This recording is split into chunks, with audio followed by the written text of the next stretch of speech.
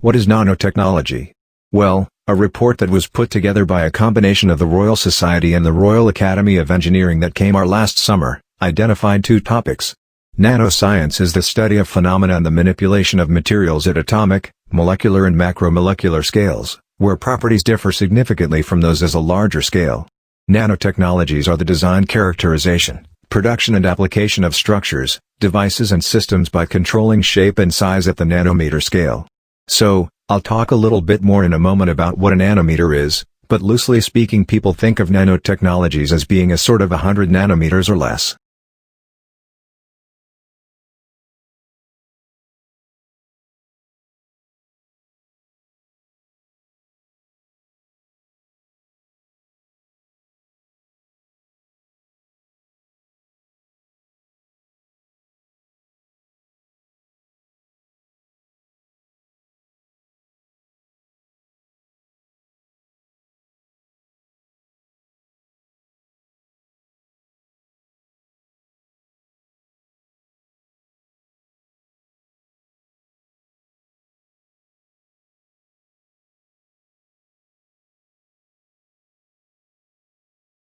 Working together, they figured out that if the government was going to propose some kinds of significant tax increases, which is a good strategy, require me to at least lie something like getting something for those big tax brackets, not seeing any results. So, the result of it was in the package of legislation that included the tax increases. There was awesome information to have significant expansion of coverage, families where they can buy into their private insurance.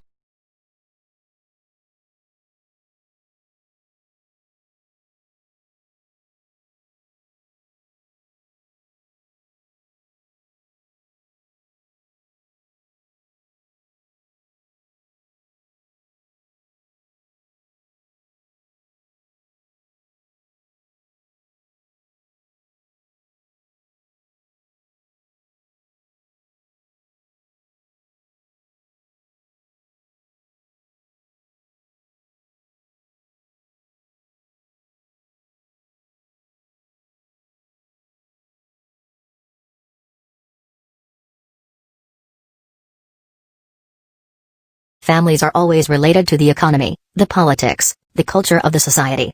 In herding societies, young people go out when they're 10 or 12 years old and they hang out with the sheep or the goats, or whatever the herd is. That produces a kind of a loose bond between the pre-adolescences and their parents.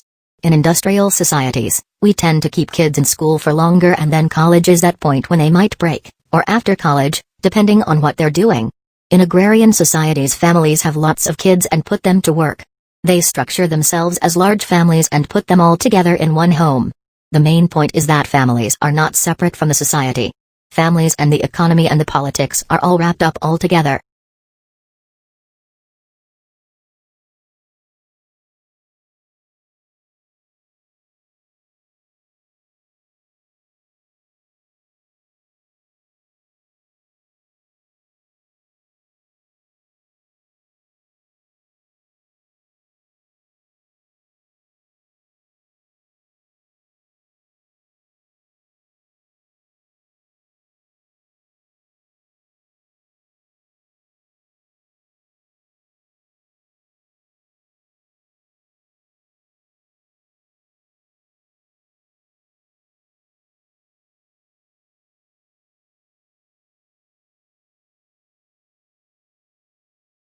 Well, in 2004 we integrated ticketing in Southeast Queensland, so we have introduced a paper ticket that allowed you to travel across all the three modes in Southeast Queensland, so bus, train and ferry, and the second stage of integrated ticketing is the introduction of a smart card, and the smart card will enable people to store value, so to put value on the card, and then to use the card for traveling around the system.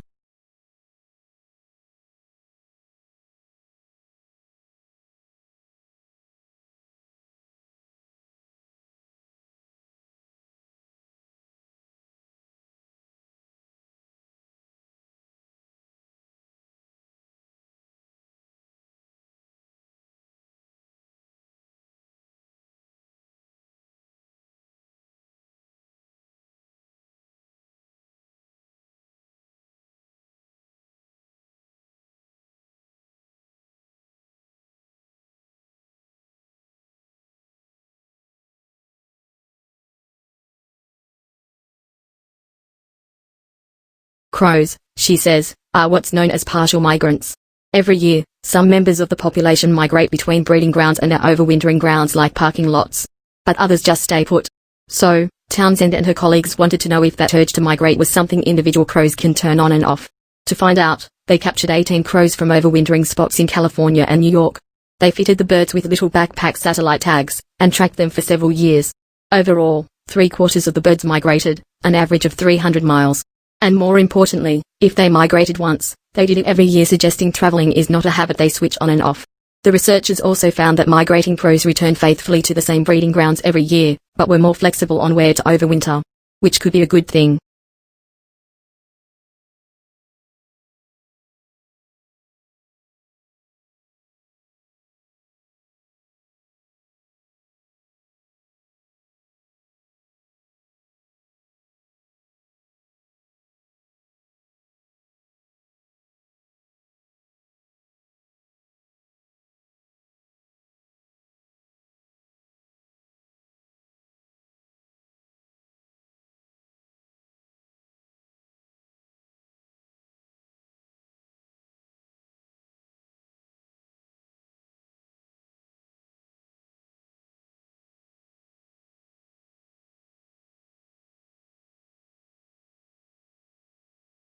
Rebuilding carbon-rich agriculture soils is the only real productive, permanent solution to taking excess carbon dioxide from the atmosphere. She's frustrated that scientists and politicians don't see the same opportunities she sees. This year Australia will emit just over 600 million tons of carbon. We can sequester 685 million tons of carbon by increasing soil carbon by 0.5% on only 2% of the farms. If we increased it on all of the farms, we could sequester the whole world's emissions of carbon.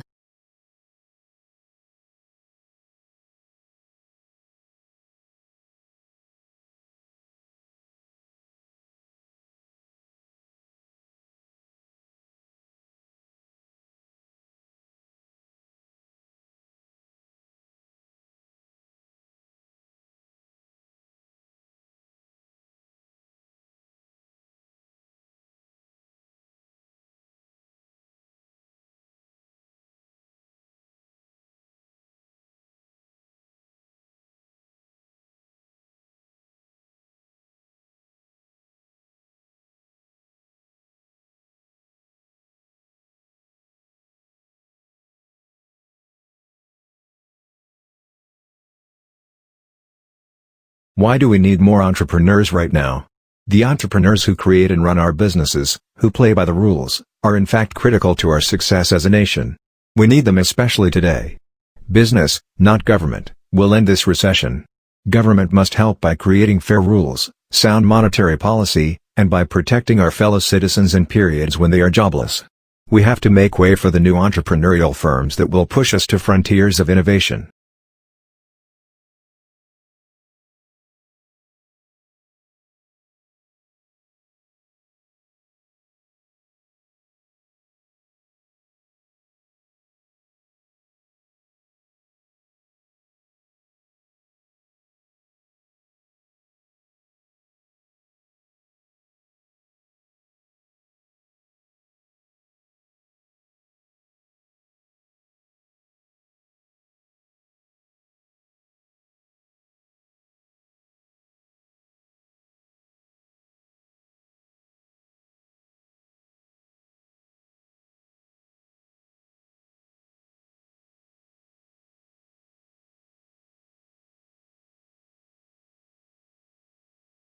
An economist sees the world basically through a typical microeconomic toolkit. That involves things like thinking at the margin, rationality, opportunity cost, trade-offs. Economists, like any other discipline, rules, and its own way of seeing the world. So basically economics, or economists in general, tend to apply microeconomic concepts like that to explain the way humans behave and to make predictions about the future.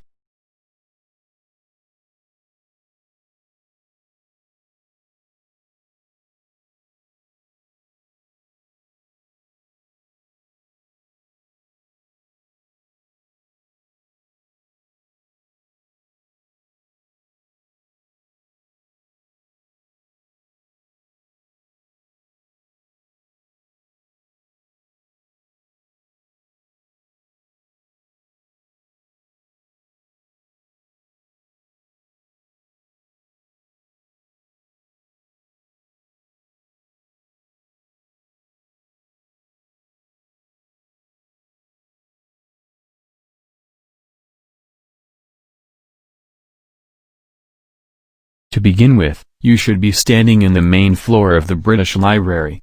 British Library situated in the Euston Road next to some pipe crustacean press, in the foyer to the left of the information desk. It was a large white staircase. Follow this up towards the gallery at the top of the stairs. Pause and look to your left for attention. This is Robert Cotton, born in 1570, and died in 1631. Cotton was a member of Parliament, but he's mainly known as a great antiquarian collector of manuscripts. It is the covenant we have a great depth and the survival of many English manuscripts.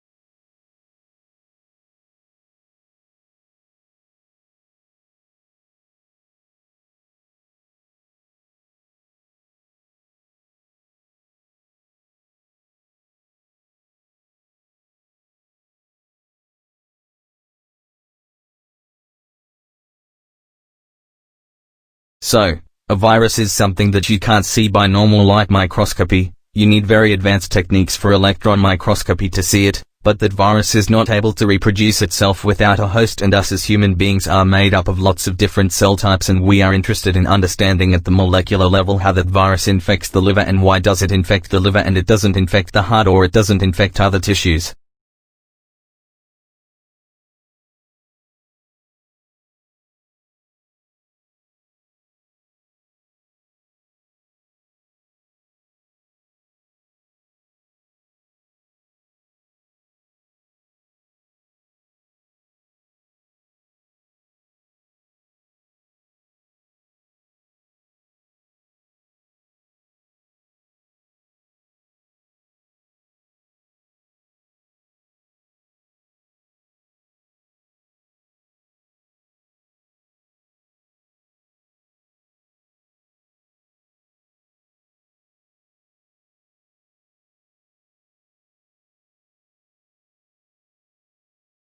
For many years the favorite horror story about abrupt climate change was that a shift in ocean currents could radically cool Europe's climate.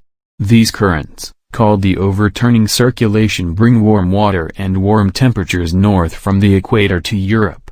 Susan Luzier, an oceanographer at Duke University, says scientists have long worried that this ocean circulation could be disrupted.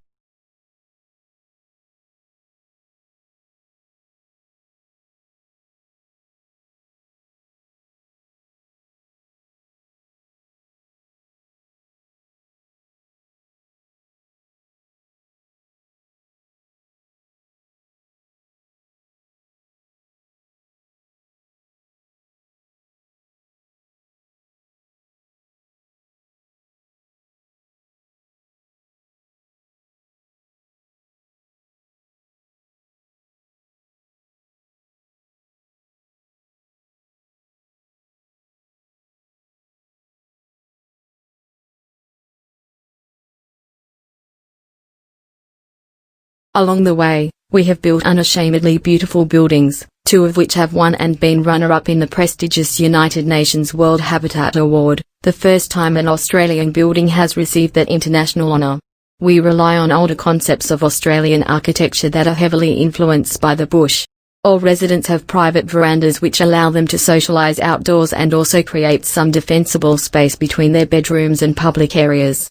We use a lot of natural or soft materials and build beautiful landscaped gardens.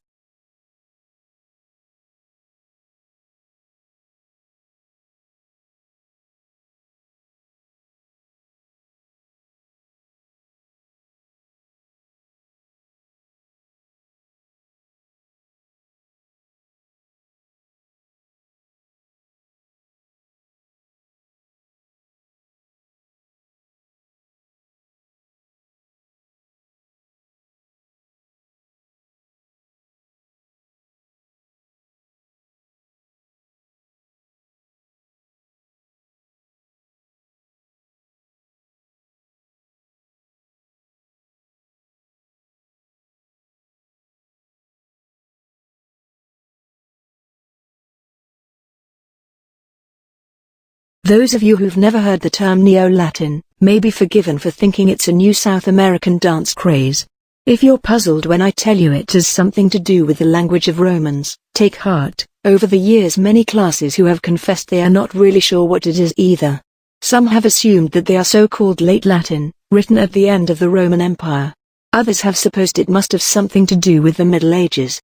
Or perhaps it's that pseudo-Latin which my 5- and 7-year-old boys seem to have gleaned from the Harry Potter books, useful for spells and curses that they zip one another with makeshift paper ash wands. No, in fact, Neo-Latin is more or less the same as the Latin that was written in the ancient world, Classical Latin. So, what's so new about it?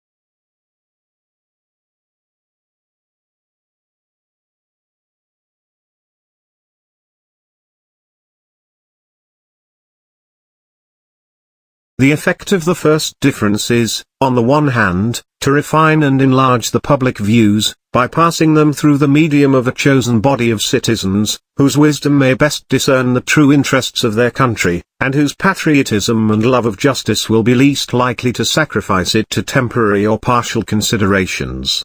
Under such a regulation, it may well happen that the public voice pronounced by the representatives of the people, will be more consonant to the public good than if pronounced by the people themselves, convened for the purpose.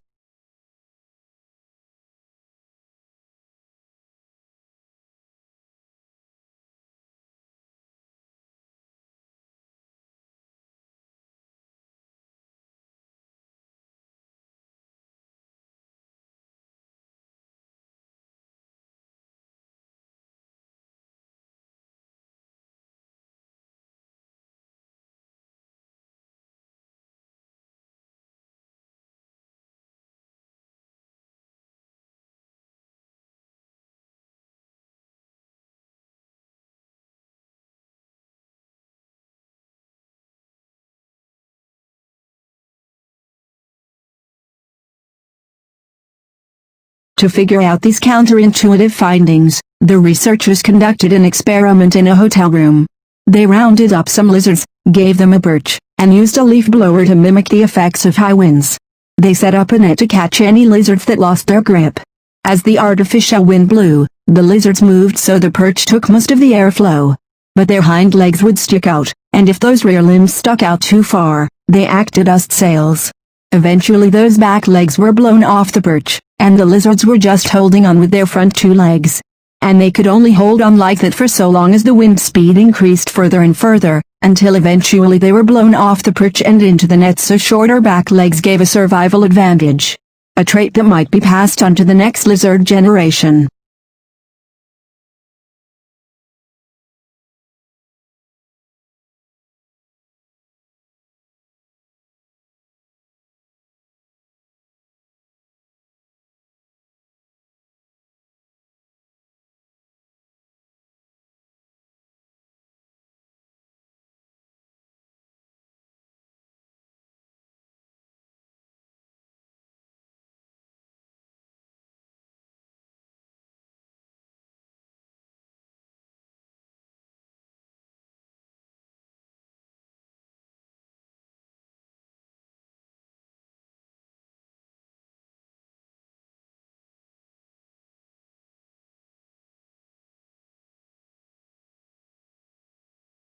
For the first time, Japanese researchers have conducted a real-life experiment that shows how some traffic jams appear for no apparent reason.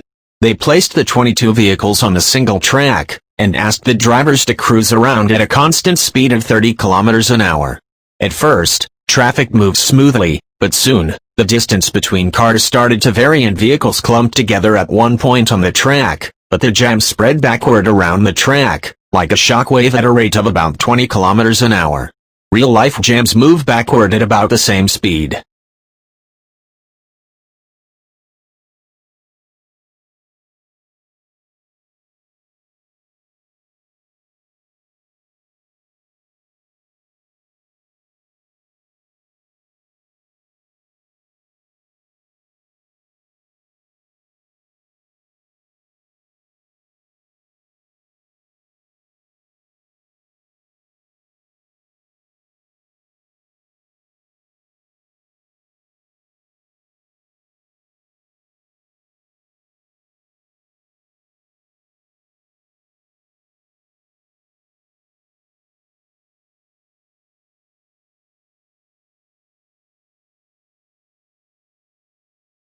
Abandoned pueblos are scattered throughout the southwestern U.S. and at many, archaeologists have uncovered a curious artifact, the skeletons of scarlet macaws. The bird's bright red feathers are known to have been an important status symbol, a signifier of prestige for people throughout the American tropics and the Southwest, both in the ancient world and today. But macaws are a tropical bird, whose range never extended north of today's U.S.-Mexico border. So how did the Pueblo people obtain the birds? To examine the bird's origin, scientists sequenced mitochondrial DNA found within macaw bones from 2 sites in New Mexico, Chaco Canyon and the Mimbres region. Turns out, nearly 3/4 of the birds had identical mitochondrial genome sequences, meaning the ancient birds came from the same maternal line. That suggests they were all the products of a breeding operation, perhaps in modern-day northern Mexico, rather than a random collection of wild-caught birds.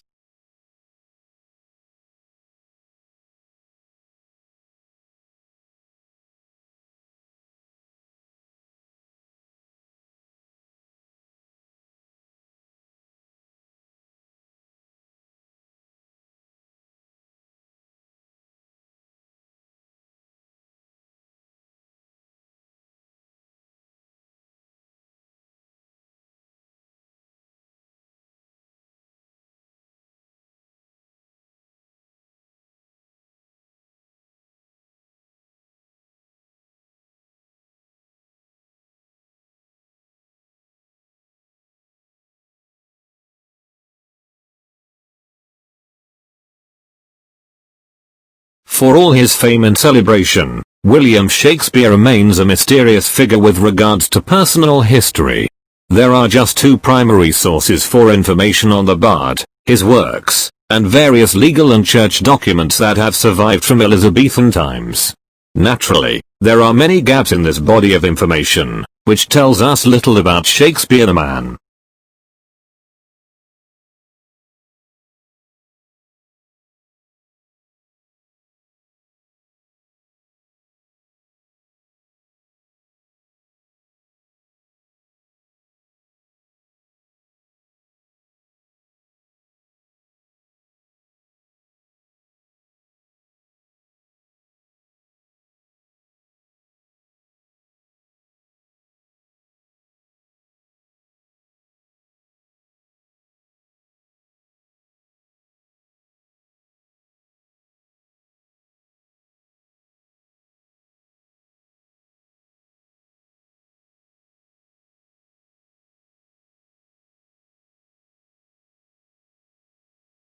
Now that story's been scotched, as only part of contingency planning.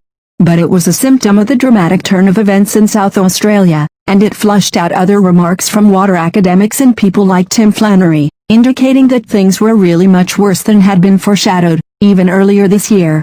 So is Adelaide, let alone some whole regions of South Australia, in serious bother? Considering that the vast amount of its drinking water comes from the beleaguered Murray, something many of us outside the state may not have quite realized. Is their predicament something we have to face up to as a nation?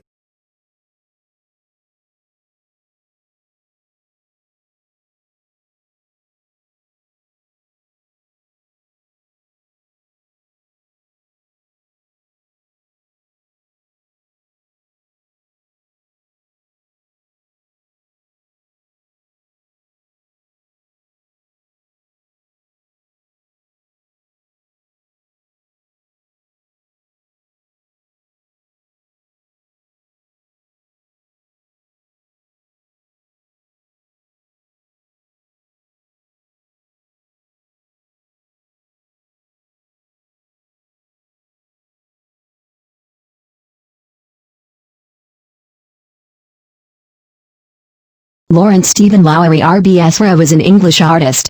Many of his drawings and paintings depict Pendlebury, Lancashire, where he lived and worked for more than 40 years, and also Salford and its surrounding areas. Lowry is famous for painting scenes of life in the industrial districts of northwest England in the mid-20th century. He developed a distinctive style of painting and is best known for his city landscapes peopled with human figures often referred to as Matchstick Man. He painted mysterious unpopulated landscapes, brooding portraits and the unpublished marionette works, which were only found after his death,